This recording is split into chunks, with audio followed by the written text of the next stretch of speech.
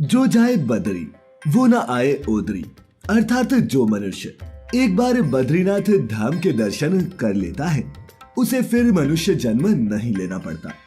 वही हमारे शास्त्रों में भी उल्लेखित है कि व्यक्ति को कम से कम 2 बार अपने जीवन में बद्री नारायण मंदिर की यात्रा जरूर करनी चाहिए। तो मित्रों, आखिर क्या है बद्रीनाथ मंदिर का इतिहास और क्यों है ये इतना खास, यही जानेंगे मिलकर आज की हमारी इस वीडियो में।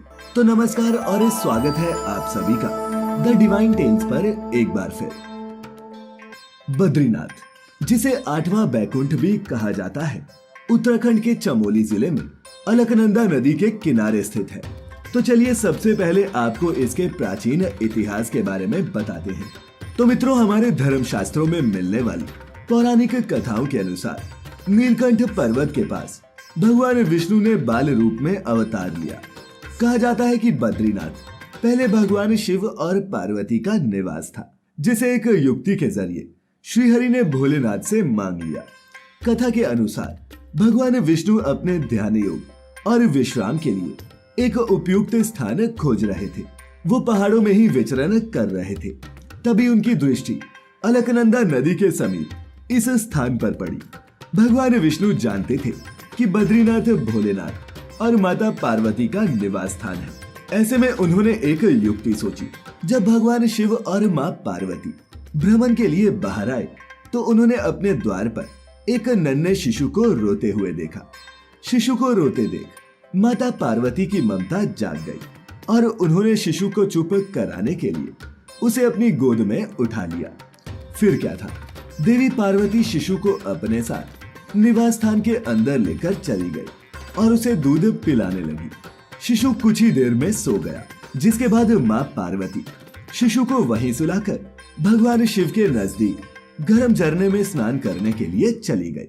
स्नान के बाद जब दोनों लौटे तो उन्होंने देखा कि निवास स्थान का दरवाजा अंदर से बंद था। तब माँ पार्वती ने शिव जी से कहा कि अब हम क्या करें। इस पर शिव जी ने कहा कि ये तुम्हारा बालक है, मैं कुछ नहीं कर सकता और न ही मैं बलपूर्वक ये दरवाजा खोलूंगा। इसके बाद भगवान शिव और माँ पार्वती वो स्थान छोड़कर केदारनाथ चले गए।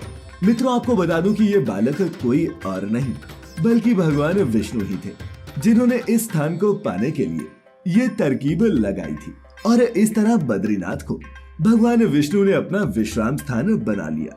तो चलिए मित्रों, अब ये भी जान लेते हैं कि भगवान विष्णु के इस मंदिर का नाम बद्रीनाथ कैसे पड़ा। तो मित्रों, ये कथा तब की है जब भगवान विष्णु इस स्थान पर विराजमान हो गए थे और वो एक बार ध्यान योग में लीन थे। तभी वहाँ बहुत हिमपात होने लगा। भगवान विष्णु और उनका निवास स्थान बर्फ से पूरी तरह से ढक गया। ये देख माता लक्ष्मी व्याकुल हो उठी और तब उन्होंने स्वयं भगवान विष्णु के समीप होकर बेर के वृक्ष का रूप ले लिया, ताकि भगवान विष्णु के ऊपर पड़ रही बर्फ उनके ऊपर गिर सके। सालों तक भगवान विष्णु तपस्या में लीन रहे और जब उनकी तपस्या पूरी हुई तब उन्होंने देखा कि देवी लक्ष्मी बेर का पेड़ बनकर उनके समीप ही खड़ी है और पूरा पेड़ बर्फ से ढका हुआ है। ये देख भगवान विष्णु ने कहा, हे देवी, तुमने भी मेरे ही बराबर तप किया है, तो आज से इस धाम पर तुम्हें भी मेरे साथ पूजा जाएगा।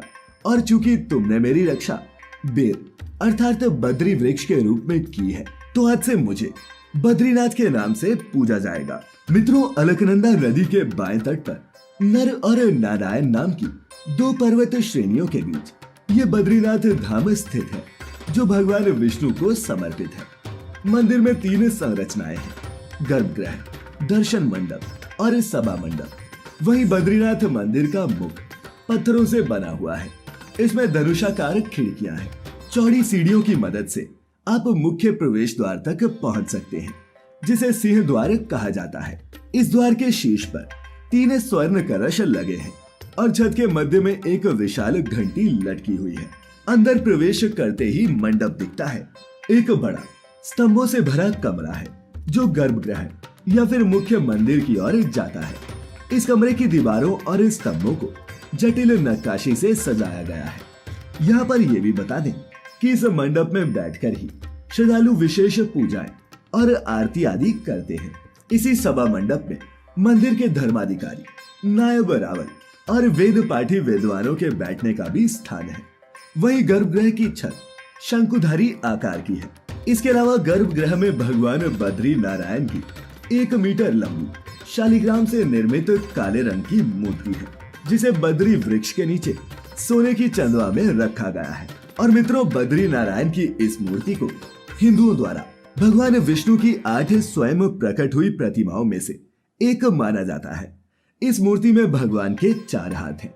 वही मूर्ति के ललाट पर एक हीरा भी जड़ा हुआ है, जो मूर्ति में 4 चांद लगाता है।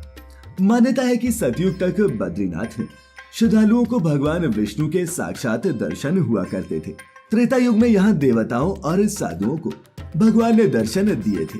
और द्वापर युग में जब भगवान श्री कृष्ण हरि रूप में अवतरित हुए, तो उस समय भगवान ने यह नियम बनाया कि अब से यहाँ मनुष्यों को उनके विग्रह के दर्शन ही होंगे। मान्यता है कि बद्रीनाथ में भगवान शिव को ब्रह्म हत्या के पाप से मुक्ति मिली थी, और इसका गवाह वो स्थान है जिसे आज ब्रह्म कपाल के नाम से जाना जाता है। बता दें कि ब्रह्म कपाल एक ऊंची शिला है, जहां पितरों का तर्पण श्राद्ध आदि किया जाता है। माना जाता है कि यहाँ श्राद्ध करने से पितरों को मुक्ति मिलती है। इसके अलावा पुराणों में इस बात का भी उल्लेख मिलता है कि बद्रीनाथ में 6 महीने मनुष्य पूजा करेंगे और 6 महीने देवता। और यही कारण है कि सर्दियों में रावल जी की जगह स्वयं नारद जी इस धाम के मुख्य पुजारी बन जाते हैं। आपको शायद ये जानकर आश्चर्य हो कि बद्रीनाथ के मुख्य पुजारी को कपाट बंद होने के दिन स्त्री रूप धारण करना पड़ता है। पुरुष होने के बावजूद वो न सिर्फ स्त्री की तरह कपड़े पहनते हैं, बल्कि एक महिला की तरह श्रृंगार भी करते हैं। यही नहीं, जब 6 महीने बाद कपाट दोबारा खोला जाता है, तो दीपक वैसे ही जलता हुआ मिलता है जैसे बंद करने से पहले जलाया गया था। भक्तों का मानना है कि भले ही सर्दियों में कपाट बंद हो जाते हैं, लेकिन इन्हें 6 महीनों में देवता न सिर्फ मंदिर की रखवाली करते हैं, बल्कि पूरे विधि विधान से पूजा अर्चना भी करते हैं। मित्रों, विष्णु पुराण, महाभारत और स्कंद पुराण जैसे कई प्राचीन ग्रंथों में इस मंदिर का उल्लेख मिलता है। 8वीं सदी से पहले आलवार संतों द्वारा रचित नलियर दिव्य प्रबंध में भी इसकी महिमा का वर्णन है। तो मित्रों, उम्मीद करते हैं कि आपको बद्रीनाथ धाम पर आधारित हमारी आज की ये प्रस्तुति पसंद आई होगी। वीडियो अच्छी लगी हो तो इसे अपने मित्रों, रिश्तेदारों के साथ साझा अवश्य करें। और ऐसी सभी आध्यात्मिक और धार्मिक जानकारियों के लिए जुड़े रहें द डिवाइन टेल्स परिवार के साथ। तो मित्रों, फिलहाल आज के लिए बस इतना ही। अब इजाजत दें। आपका बहुत बहुत शुक्रिया।